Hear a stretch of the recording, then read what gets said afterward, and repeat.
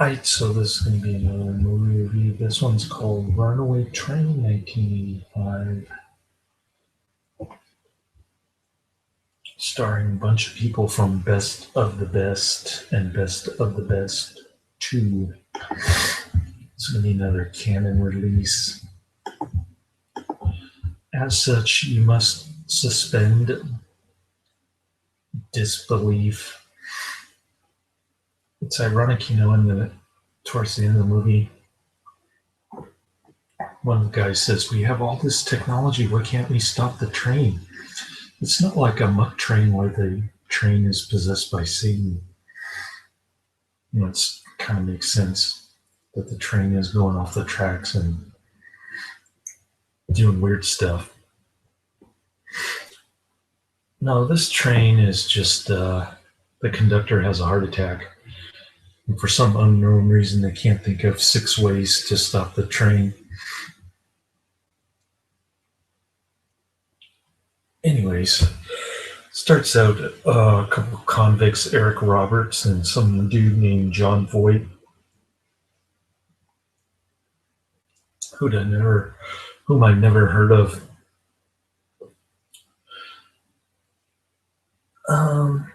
They're sick and tired of staying in this Alaska maximum security prison. John Voight plays the Manny character. He's a hero to all the prisoners because he's been escaping twice, and he's on his third attempt with Eric Roberts' character. So they sneak out through the laundry and the sewer, and it's below 30 degrees. A little improbable, but hey, this is canon. Like I mentioned earlier, they could have stopped that runaway train at any time, but then there wouldn't have been a movie. So they're like traversing the frozen tundra with all the caribou, and don't ask me how they survived that, but Eric Roberts is kind of plays the weak character, and Manny or John Voight plays the headstrong guy. So they're trudging through. They find a railway station. Wow, just in time, just in the nick of time, and find plenty of clothes, socks, and shoes, and basically clothes for Russian weather, I guess. So they're all bundled up.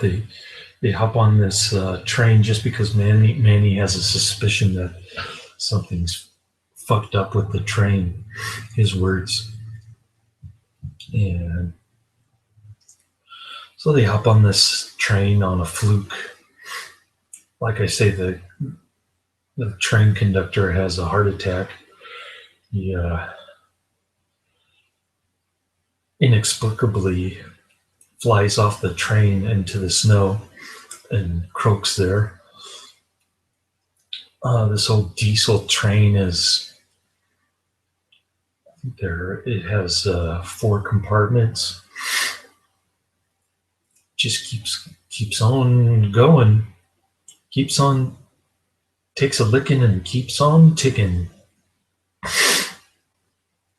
So they figure they're going to die, either crash on a bridge or crash into some dead end. I don't want to spoil the ending, but the Worden is chasing this guy. It's less about the improbability of the story per se, but it's more about revenge. How Manny wanted to get revenge on the Warden. Hopefully I didn't spoil the ending, but Yeah, that's about the long end and the short end of it. Um, there's kind of a guy who runs the railroad, some stereotypical fat, cigar chomping dude. Doesn't care about wasting lives. He just wants to save his property. So that part I didn't really care too much. I thought it was overly cliched. But the screenplay is coming from Akira Kurosawa. So it's about what you'd expect from him. I didn't like his Dreams movie. I thought it sucked, although Japanese have a reason to be paranoid about nuclear power, I suppose, since the United States dropped a couple nuclear bombs on them when they were ready to surrender, which is unfortunate. And then they had that Fukushima incident with one of their nuclear plants. It wasn't nearly as deadly as everybody predicted, though. But that's just a little side story about Akira Kurosawa. This movie is based on a screenplay by him. There were some more writers. Uh, John Voight and Eric Roberts actually got nominated for Academy Awards for this. You gotta be kidding me.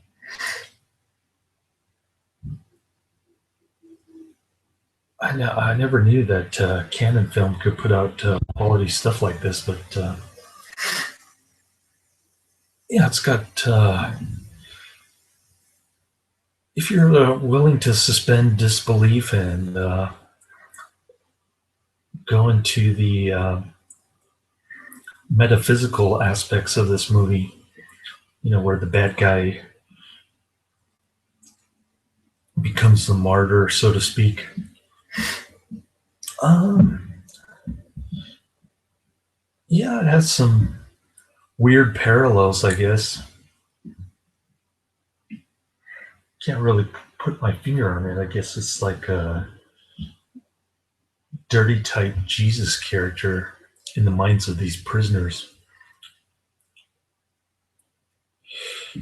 because he's so strong willed and idealistic, I guess, despite all of his moral failings.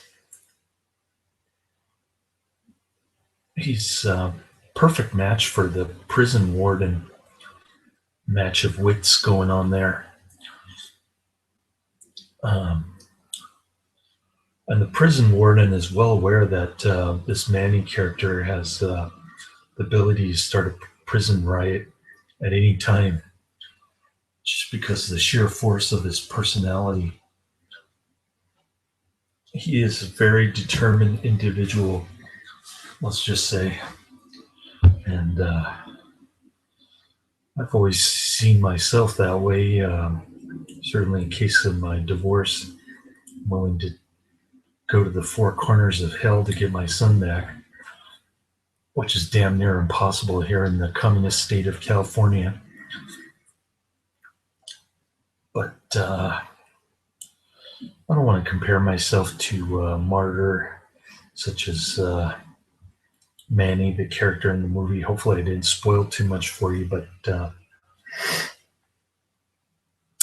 yeah, the train scenes are pretty intense. Well, people said it reminded them of Speed, which I've never seen. I refused to see it when it came out on VHS, whenever that was, way back when. So, anyways, kind of reminded me of a muck train, although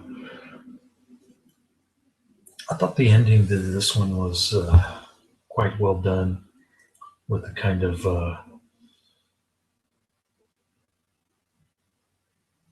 I don't know, strange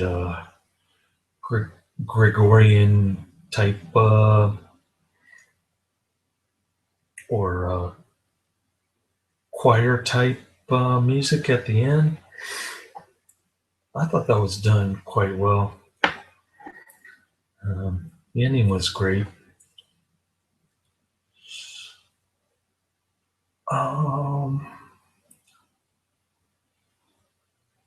I guess it was his moment of redemption, so to speak. Hopefully, I'm not revealing too much, but yeah, I guess he was determined to get back at this prison warden, and that was his number one goal. So, anyways, cool flick, very interesting philosophical type underpinnings, in my opinion. Some morality play there. Um, sort of asks the question, how much punishment goes too far, that kind of thing.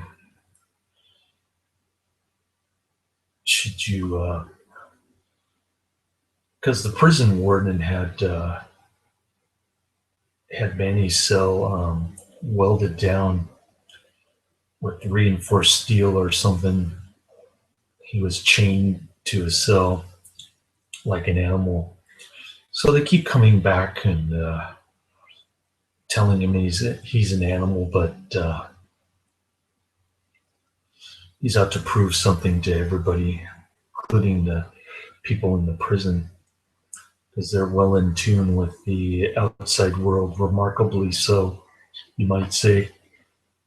It's amazing how stuff gets into prison. Like television and narcotics and money and stuff. It's funny how that kind of stuff makes its way into a maximum security prison, but I suppose that's just the nature of the state. It's like a magnet for corruption, you might say, or corrupt officials. Although the prison warden seemed like a pretty hardline guy, like that wacko out in Arizona or whatever. Can't remember his name. He runs his prison like an Iraqi um, military base. I guess some people think that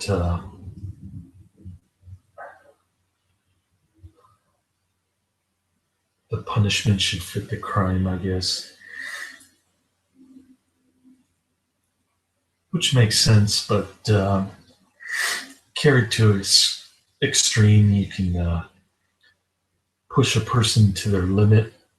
If you treat them like a dog, they're going to bark back, just like in this kind of flick. So it's not too much removed from reality in that respect, I suppose. But overall, I gave it 5 out of 5 stars. I really enjoyed the not necessarily the plot or the story, but kind of the substance underneath, I guess. So that's why I gave it such a high rating. Plus, it was such a riveting action type film. So that made it enjoyable as well. Definitely check it out.